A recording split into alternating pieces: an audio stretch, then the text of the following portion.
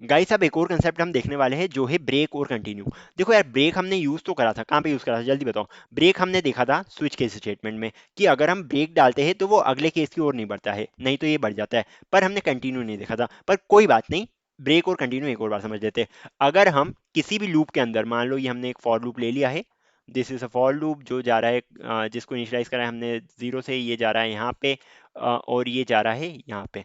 अब for loop के अंदर हम कंडीशंस लगा सकते हैं। मान लो हमने कोई ऐसी कंडीशन लगाई कि अगर इफ कंडीशन मैंने यहाँ पे लगा दी फॉर लूप के अंदर, हाँ पॉसिबल है, लूप्स के अंदर हम कंडीशंस लगा सकते हैं, लूप्स के अंदर हम लूप्स भी लगा सकते हैं जिसको हम नेस्टेड लूप्स बोलते हैं। ओके, सो मैंने अगर ये कंडीशन लगा दी, अगर हमारे पास आई की वैल्यू, मान लो मैंने इसको आई को 0 रखा था, आई को 1 रखा था, यहाँ पे आई को 10 तक कर रहा था मैं, आई लेस देन इक्वल्स टू 10, और मान लो यहाँ पे मैं कर रहा था आई प्लस प्लस। ओके, अब मैं क्या कर रहा हूँ, अगर आई की वैल्यू किसी भी स्टेज पे 4 आ जाती है तो लूप को ब्रेक कर दो। ठीक है, तो क्या होगा, देखो होगा इसमें ये कि वैल्यू जो है 1 प्रिंट हो जाएगी, आई की वैल्यू 4 है क्या, यहाँ पे सिस आउट लगा दो of I.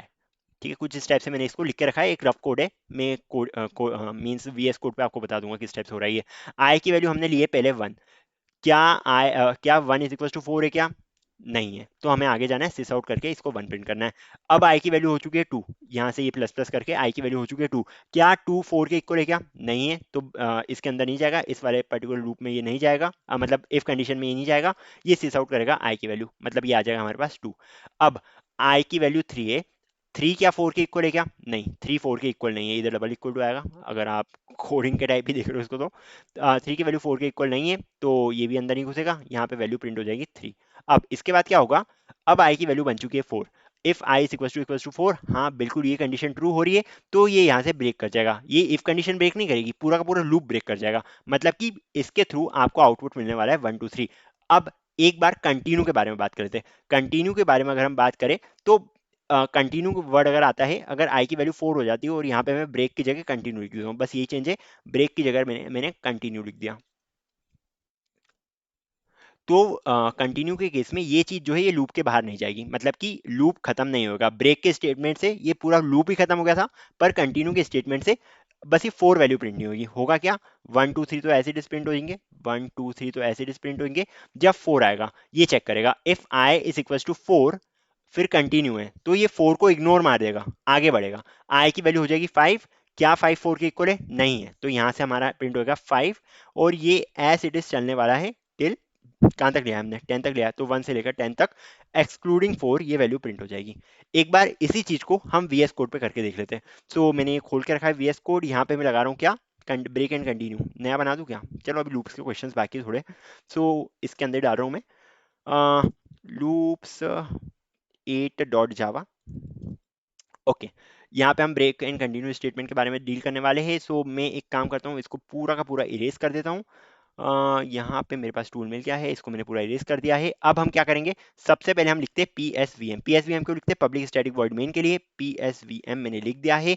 And after that हम क्या करने वाले, सेम प्रॉब्लम करने वाले, हमने इनिशियलाइज करा है, इनिशियलाइज भी करने की क्या जरूरत है, हम एक काम कर लेते हैं, फॉर लूप डायरेक्ट लगा देते हैं, for int i is equal to 0, i is equal to 1 कर लो, no problem in that. So मैंने आई की वैल्यू 1 कर ली है, and i less than equal to 10, 1 से 10 तक वैल्यूज प्रिंट करना चाह रहा हूँ मैं, and i plus plus, as simple as that, ये वाला हमने लूप लगा लिया है। अब इसके बाद हमें क्या करना है, हमें एक कंडीशन लगानी है, इफ आई इस आई के लिए क्या लगाऊं मैं, आई इस इक्वल इक्वल टू 4, अगर आई की वैल्यू किसी भी स्टेज पे 4 आ जाती है तो हमें इस लूप को ब्रेक करना है। ओके, इस टाइप से लिख दिया है। अब देखो, क्योंकि हम सिर्फ एक ब्रेक स्टेटमेंट लगा रहे हैं, इसलिए जरूरी नहीं है कि हम ये वाला कर्व लगाए। ओके, इस तरह के ब्रैकेट्स लगाने की जरूरत नहीं है, अगर हम सिर्फ एक ही चीज का यूज कर रहे हैं तो ये वर्क कर जाएगा। एंड आफ्टर दैट हम क्या करेंगे, हम इसके बाद ये करने वाले हैं, दैट हमें प्रिंट करना है सिस आउट, इसमें हम प्रिंट कर देंगे, क्या प्रिंट करेंगे, हम आई की वैल्यू प्रिंट करना चाह रहे हैं इसमें। ओके, अब क्या होना चाहिए, जैसे कि हमने ब्रेक स्टेटमेंट को लगाया है, इफ के अंदर जब भी आई की वैल्यू 4 होगी तो ये चीज वर्क नहीं करेगी, हमारे पास आंसर जो आ रहा है वो 1 2 3 आ रहा है, एंड इसके बाद हमारा लूप ब्रेक हो चुका है। ओके, इस केस में हमारा लूप ब्रेक हो जाएगा, लूप ब्रेक्स। ठीक है, बात समझ में आ गई है। हो क्या रहा था, मैं ये आपको बता चुका हूँ कि पहले आई की वैल्यू आएगी 1, ये 4 के इक्वल नहीं है तो ये वर्क नहीं करेगा। अब आई की वैल्यू आ चुकी है 2, 2 भी 4 के इक्वल नहीं है तो ये इफ कंडीशन में नहीं जाएगा। 3 की वैल्यू 4 के इक्वल नहीं है, ये भी इफ कंडीशन में नहीं जाएगा। पर 4 की वैल्यू 4 है तो ये यहीं से ही ब्रेक हो जाएगा एंड पूरा का पूरा लूप ब्रेक हो जाएगा। ओके, पूरा का पूरा लूप ब्रेक होएगा। अब एक काम करते हैं, सेम केस देख रहे थे हम कंटिन्यू के साथ। सो एक काम कर सकता हूँ, मैं इसको पूरे को कमेंट कर इसको पूरे को कॉपी कर लेता हूँ। एक काम करता हूँ, ओके, इसको कॉपी करने के बाद मैं इसको नीचे लिख देता हूँ कहीं। ओके, इसको मैंने यहाँ पे पेस्ट कर दिया है। एंड आफ्टर दैट मैं क्या करूँ, देखो यार एक और चीज देखो, जो मैंने फॉर के अंदर इनिशियलाइज करा है आई को, आई इनिशियलाइज्ड है, बट इसको मैं यहाँ पे भी यूज कर पा रहा हूँ एंड ये कोई भी हमें एरर नहीं दे रहा है। क्यों? बिकॉज एक चीज होती है जिसके बारे में हम बाद में पढ़ेंगे, जिसको हम बोलते हैं ब्लॉक के अंदर जो चीज है वो बाहर नहीं आ सकती, इस टाइप की कोई चीज है। मैं आपको इसको बाद में बताऊंगा। ओके, बट अभी हम इधर आई को यूज कर सकते हैं एंड यहाँ पे ब्रेक की जगह मैं बस कंटिन्यू कर रहा हूँ। फॉर फर्दर क्लैरिटी मैं एक काम कर सकता हूँ, मैं इसको पूरे को कमेंट आउट कर देता हूँ। ब्लॉक स्कोपिंग बोलते हैं बेसिकली इसको। आई जो था वो इसी ब्लॉक में था, इसके बाहर नहीं जा सकता था, इसलिए इधर हमने आई वापस से यूज कर लिया, उसमें कोई प्रॉब्लम नहीं है हमें। सो ब्लॉक स्कोपिंग के बारे में हम पढ़ेंगे पर थोड़ा लेट पढ़ेंगे।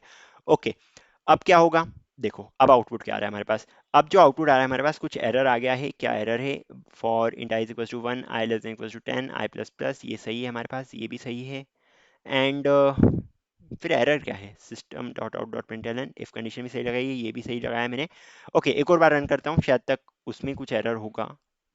सो मैंने इसको एक और बार रन करा, ये देखो हमारे पास क्या आ रहा है, 1 आया, 2 आया, 3 आया, अब 4 नहीं आया। जब हमने कंटिन्यू का यूज करा तो हमारे पास 4 नहीं आ रहा है। इसके बाद सीधे आया हमारे पास 5, देन 6, 7, 8, 9, 10, सब सारी वैल्यूज आ गई 4 को छोड़ के। क्यों? बिकॉज हमने 4 की जब वैल्यू आई है, जब आई की वैल्यू 4 हो चुकी है, तब हमने कंटिन्यू का यूज करा है। तो कंटिन्यू के बाद वो आगे नहीं देखता, वो वापस से पीछे जाता है, मतलब कि वो वापस से हमारे लूप पे ही चले जाएगा। इस टाइप से ये चीज वर्क करती है। होप आपको समझ में आ गया होगा। एंड हमने ये कंटिन्यू खत्म कर दिया है कंटिन्यू एंड ब्रेक स्टेटमेंट। इसके ऊपर एक आध प्रॉब्लम्स भी हम करेंगे बहुत जल्दी। सो इस वीडियो को यहीं खत्म करते हैं। Bye bye.